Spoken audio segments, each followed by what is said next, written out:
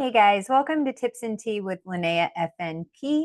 My name is Linnea Baker, and I am a board certified family nurse practitioner as well as a certified health and well-being coach.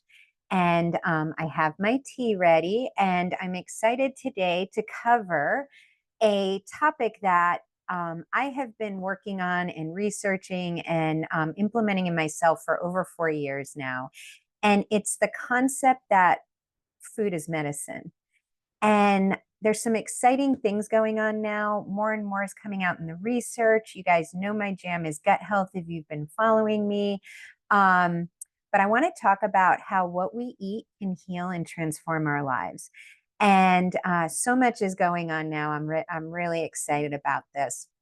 So thank you so much for giving me some of your valuable time. And let's go ahead and dive in. So you guys have heard the phrase, most likely, you are what you eat. And that's something we say without thinking much about, right? But what if we took it seriously?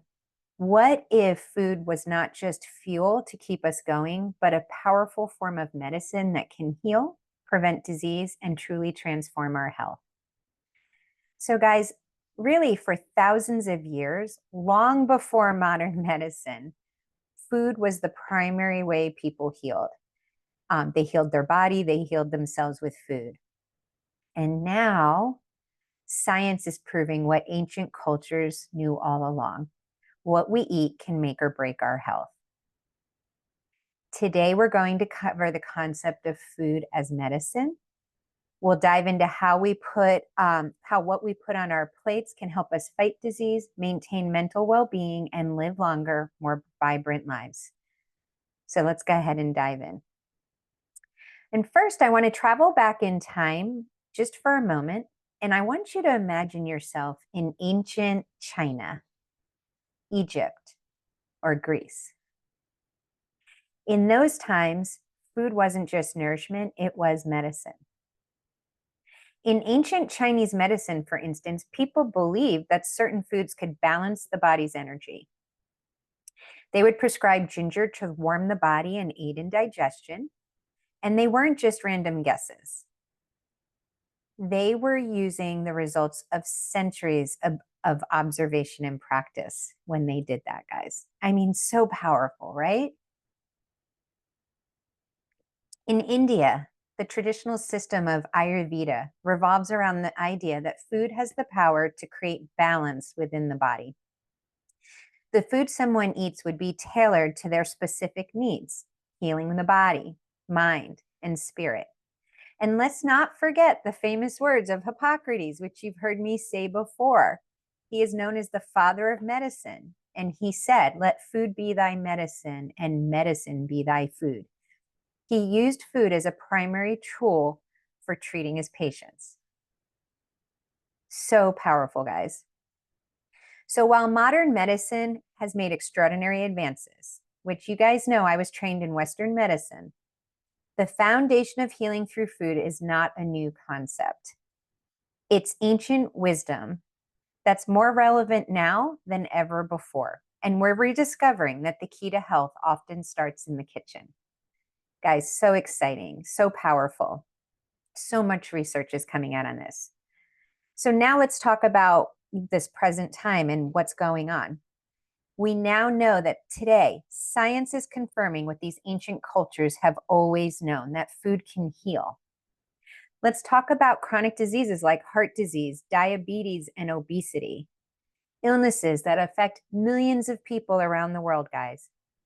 Did you know that much of these diseases are impacted by what we eat?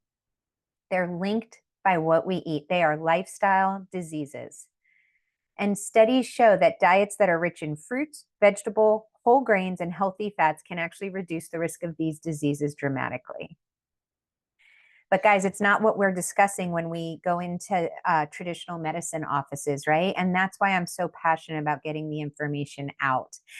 So we can have a holistic approach. We can take nature and lifestyle and blend it with science-backed Western medicine and get the best of both worlds, right? Because there's a place for both. we've had dramatic things happen when I worked in Western medicine in the hospital and in the clinic. Things that I'm so grateful we had access to in Western medicine that saves lives. But guys, we can't forget about our holistic, healthy lifestyle and how to live that and what that means. And it's not restricting and counting calories and over exercising. That's not what this is about. So, for instance, if you take leafy greens like spinach and kale, these are just simple plants packed with antioxidants and nutrients that help lower blood pressure and protect our heart. We also can consider fatty fish like salmon, which is rich in omega-3 fatty acids. And omega-3s are anti-inflammatory, meaning that they help reduce chronic inflammation that contributes to conditions like arthritis and even cancer. And you guys know I've talked a lot about chronic inflammation because it's a big buzzword. And inflammation in this is a buzzword because really it's for good reason. Chronic inflammation, you've heard me say this, it is the root of many of the chronic diseases plaguing the United States nowadays. If you look at the top 10 causes of death in the United States, about 7 of those 10 are linked to lifestyle and specifically what we eat. We're talking heart disease, diabetes, cancer. However, the good news is that certain foods are naturally anti-inflammatory. So turmeric, which has this active ingredient in it called curcumin, that has been shown in multiple studies to reduce inflammation and even manage arthritis symptoms. I actually use a very specific supplement that has turmeric in it for my autoimmune disease to help with inflammation, and it is powerful. I have not taken anti-inflammatory medication for me personally in a very long time because I'm able to manage it with my lifestyle, with how I live every day, and then using certain spices like turmeric. Obviously, you need to talk with your personal healthcare provider before making changes because they know you best. But for me, using some of these compounds and these spices has made dramatic improvement in how I feel. And guys, remember the gut. I talk about the gut all the time. More and more research is showing that the gut is critical to overall well-being. It is the command center of our body. Our gut is home to trillions of bacteria that play a role in everything from our digestion to our immunity. You've heard me say that the bacteria on and in our body outnumber our human cells 10 to 1. And even the genetic coding for these bacteria significantly outnumber human genetics. I've heard that we're like 90 or 99% bacteria genes. That's how much we have. I've heard those recently on a podcast. I'll have to double check that data for you. But I mean, it's significant. And so how could we have that high of a bacteria cell over human cell and bacterial genetics over human genomes? How can that not make an impact on us? It just wouldn't make sense. The numbers don't make sense, right? So I'm glad we're finally getting back to the roots and looking at, we have the technology now to identify and move this along further as to the why behind gut health. But really, we already know certain foods will impact our gut in a positive or negative way. So foods such as probiotics, like when you look at yogurt or sauerkraut, kimchi, kombucha, these are foods that help maintain a healthy gut. You've heard me talk about fiber-rich foods like fruits and vegetables. They actually help feed the good gut bacteria.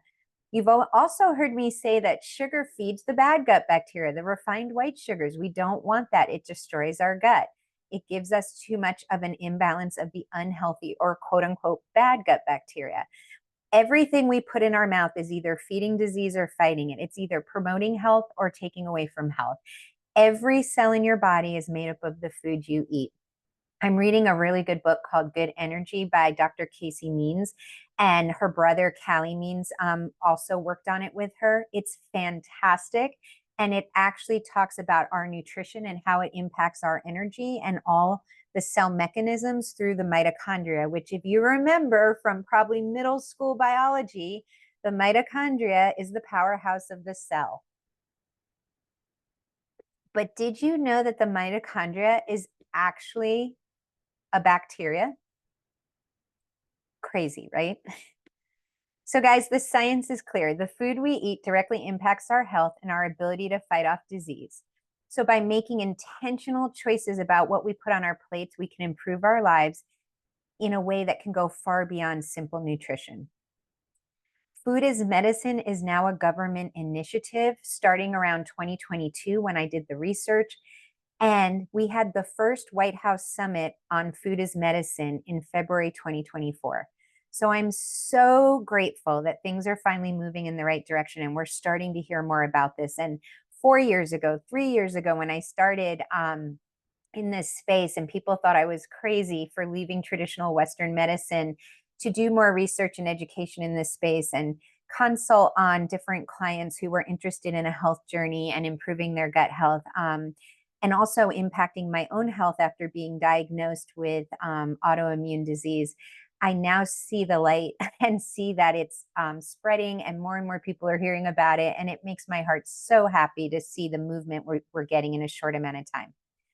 So, guys, it's not just our physical health that benefits from what we eat. And I've told you this, our mental health is deeply connected to our diet too. And I cannot tell you how many clients I have seen dramatic mental health improvement just from working with them on a health journey and supporting their gut health for other health goals. But the impact on their mental health was more impactful and significant than anything else they had done. Crazy. And I'm not saying there's not a place for medications to help with mental health. That's very important. And we don't start and stop medications suddenly. We follow what the guidance is of the professional, the healthcare provider, the specialist managing you, because you can do more harm and we don't want to do harm. But in following with your mental health provider or specialist that's managing you or your primary doctor, you can add in a lifestyle that can help improve your mental health and then discuss further with your healthcare provider where you're at, how you're feeling, and what's the best options for you based on all the things you're doing, because they do know you best.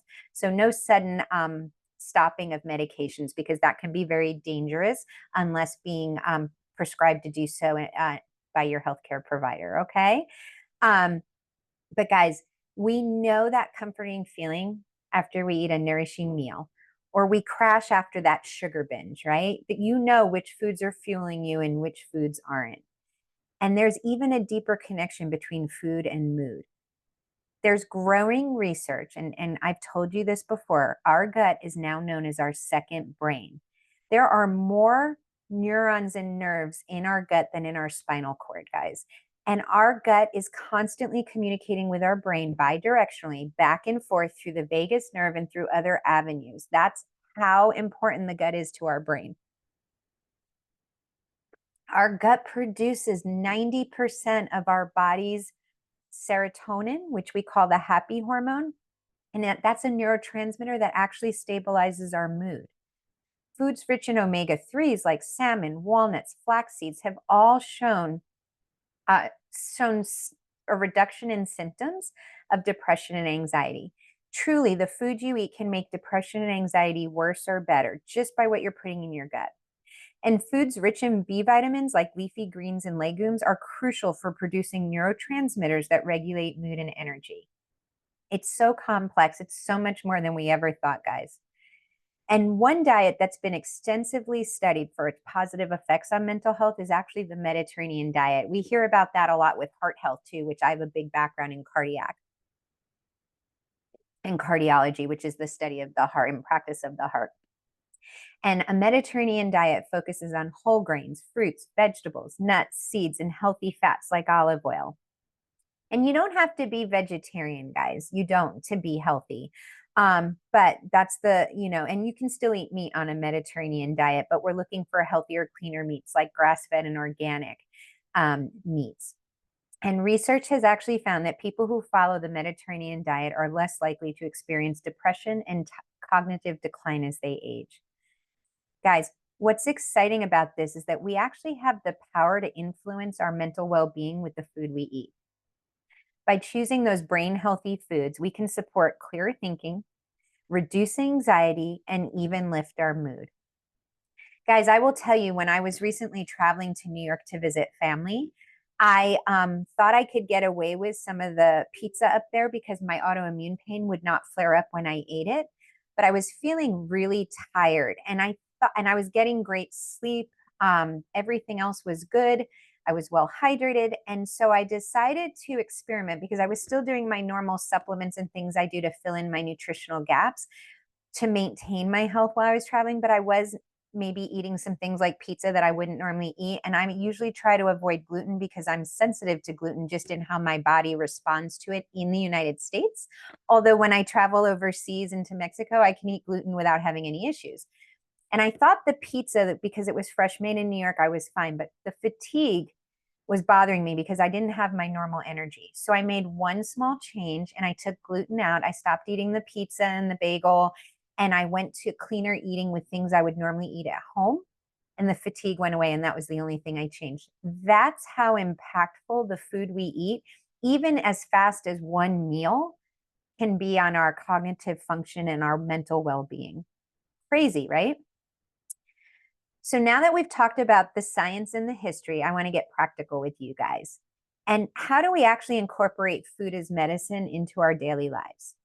Well, some basic things you can do is eat the rainbow. And I know you've heard it before, but it really is true because different colors of fruits and vegetables actually contain different nutrients. So you want a variety of fruits and vegetables, not eating the same fruits and vegetables all the time.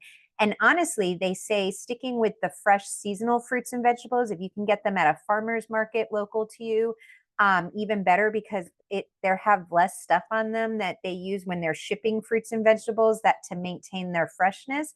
You're going to get, you can even ask the local farmers that are selling it what they're using on their crops. So, and a lot of times that can be cheaper than buying it at the store. But, you know, if you buy foods that are red, like tomatoes and strawberries, those are high in antioxidants and can really support your heart health.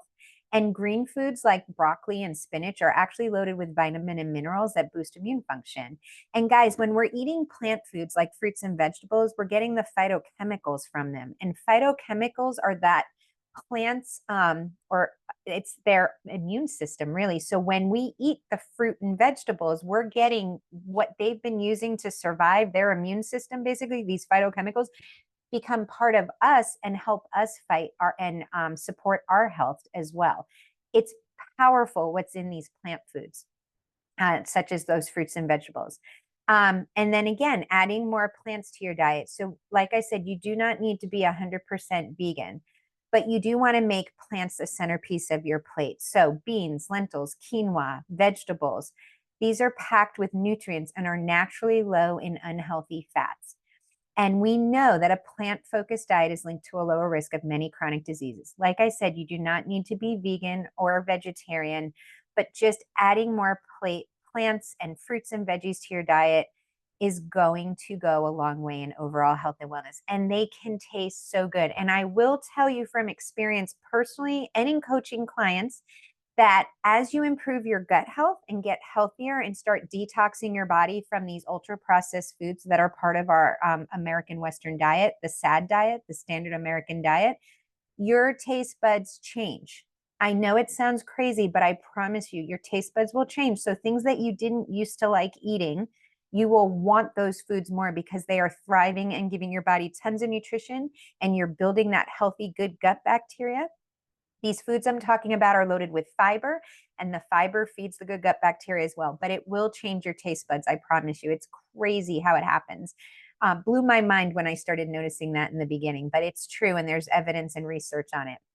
You also want to spice things up because spices are some of the most powerful healing foods available.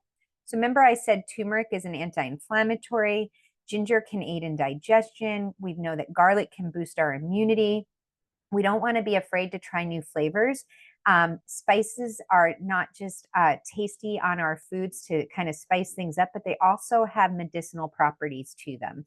And there's a doctor who's a naturopathic doctor. If you want to follow her on Instagram, Dr. Tanda Cook, she puts out great information. But one of the things she says is she wants her clients and patients to eat 30 different fruits and veggies a week. That's their goal. But spices count too. And this tea that I'm drinking today, this detox tea, has it's like 6 or 7 different herbs and things like green tea and milk thistle and fennel seed, ginger. There's just different things in here. That's 6 of the 30 in one week, and I'm getting that in 1 cup of tea. That's how powerful the foods you choose and the drinks you choose can be to support your health or not. Okay, and then we want to choose whole foods over processed foods. And we know that whole foods actually come directly from the earth. They're filled with nutrients. When we process foods, guys, the processed foods lose the nutrients as it's being processed. And even though it says fortified with vitamin D, fortified with fiber, fortified with iron, it is not the same. They're trying to put those nutrients back in that were lost in the processing of the food. And these ultra processed foods do not come even close to the nutrition we need in whole food that's coming from the earth that we can create in our kitchen. And there are ways to do it that's healthy and easy for a busy lifestyle. I do a lot of sharing of recipes in my coaching group that I share education and information in for people going on a health journey with me. And there's tons of ways to do this that are easy for a busy lifestyle and busy family, which I know is so important. And these ultra processed foods, not only is it devoid of nutrition, but they have so many chemicals and preservatives and things in there that are toxins to our body that are making us sick. And guys, every time you choose a whole food over something in a package, you're choosing to better your health. And you can start by baby steps, guys. And then hydration is key. You don't want to forget about water. We know that hydration is essential for our digestion, our energy, to help us detox. I know we've all heard like drink 6 to 8 glasses a day, and also eating foods like cucumbers and melons that have water in them throughout the day, such as in the summer when we like watermelon, tons of water in that. There's no science behind 6 to 8 glasses a day. So there's lots of different things about water. And what I'm going to do, just for time saving purposes and not to go down that rabbit trail today, I'm going to go ahead and share with you a Mayo Clinic article on how and to gauge your water intake, just their general recommendations. And I'll put that in the comments here in my Facebook group, Tips and Tea. And then you guys can look at that to get a little bit of guidance. But of course, I just want you to remember, you know, my background's medical. There are cases where people are advised to restrict their water intake, and that may be like a certain type of kidney disease or maybe a certain stage of heart failure. So follow the guidance by your personal healthcare provider or specialist who knows you best, because it's not one size fits all. Different people have different needs, okay? But guys, by making these small changes, you can transform your relationship with food and start using food to heal and nourish your body. And remember, it's not about being perfect, it's about progress. And every little step you take toward eating healthier is a step toward better health. It compounds over time, guys. You can choose every day to build healthy habits and make small changes that are going to move that needle in the right direction towards better health.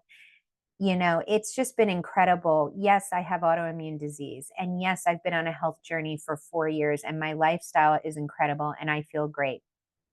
I did not reverse my autoimmune disease, but I am thriving, and my doctors are blown away because of how I have mixed and used lifestyle. And specifically, the most important thing I did was support my gut health and change my nutrition, but a holistic approach to lifestyle, with that being the main thing. You cannot out exercise your diet. You need to put nutrition into your body, good whole foods.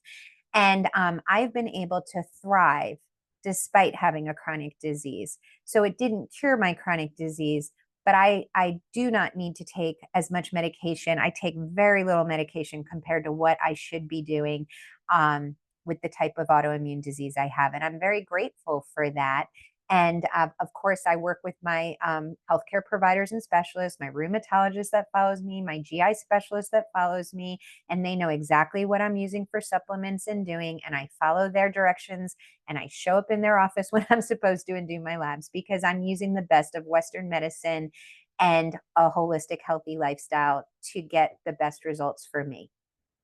So, guys, as we wrap up and bring this to a close, I just want to leave you with one powerful idea. Food isn't just fuel, it is medicine.